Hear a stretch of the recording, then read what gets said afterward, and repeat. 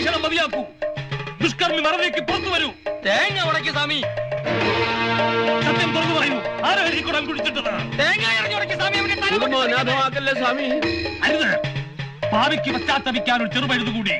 അന്തസ്സായി തെറ്റു തുറന്നു പറയൂ. നാം വെറുതെ വിടാം. വെറുതെ വിടാൻ പറ്റില്ല. മന്ത്രവാദി ചതിക്കല്ലേ. ഈ തേങ്ങയും തലയും അണ്ടകരാഹങ്ങൾ ഞെട്ടിച്ചുകൊണ്ട് പൊട്ടിച്ചു തരും മുമ്പ് ഉണ്മ തുറന്നു പറഞ്ഞോളൂ. ഇനിയും ക്ഷമിക്കാനാവില്ല. പൊട്ടിക്കണോ? എങ്കിൽ അനുഭവിച്ചു. ഞാൻ പൊട്ടിക്കാൻ പോകുന്നു. ഇപ്പൊ പൊട്ടിക്കും. അടുത്ത നിമിഷം പൊട്ടാൻ പോകുന്നു.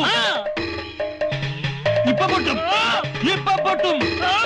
അടുത്ത നിമിഷം പൊട്ടിച്ചു പൊട്ടുന്നു. തനിക്ക് പൊട്ടിക്കാൻ വയ്യെങ്കിൽ ഞാൻ പൊട്ടിക്കാവിടോ.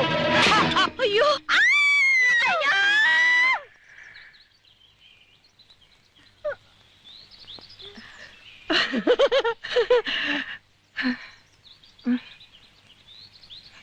എല്ലാവരും ഒന്ന് നോക്കിയേ. എനിക്കിപ്പോ തലയുണ്ടോന്ന്.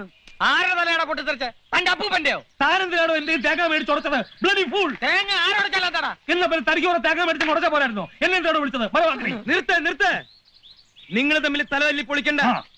ഞാനൊരു സത്യം പറയട്ടടാ പട്ടി. ആരാണ് ഇവിടെ കുഴിച്ചിട്ടതെന്നറിയോ? ഞാൻ പറയാം.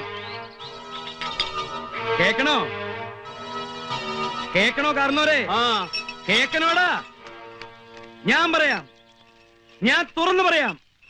ഞാനാ ഇതിവിടെ കുഴിച്ചിട്ടത്. ഓടോ. ഇത് മാത്രല്ല, ഇതുപോലുള്ള മാരക മന്ത്ര തകിടുകൾ ഈ വീടിന്റെ പല ഭാഗത്തും ഞാൻ കുഴിച്ചിട്ടിട്ടുണ്ട്. കണ്ടുപിടിക്കാൻ എത്ര വലിയ മന്ത്രവാദി വന്നാലും ഒന്നും നടക്കില്ല. 5 പ്രാവശ്യം നീയോ നിന്റെ കുടുംബമോ അതിനെ മറികടന്നാൽ ദേഹമാസകലം പുണ്ണ് പിടിച്ച് പഴുത്ത് പുഴുത്ത് ദ്രവിച്ചിട്ടാവും. കൂടോത്രം ചെയ്തവരെ ശിക്ഷിക്കാൻ ഇന്ത്യൻ ഭരണഘടനയിൽ വകുപ്പിലിട പുല്ലേ.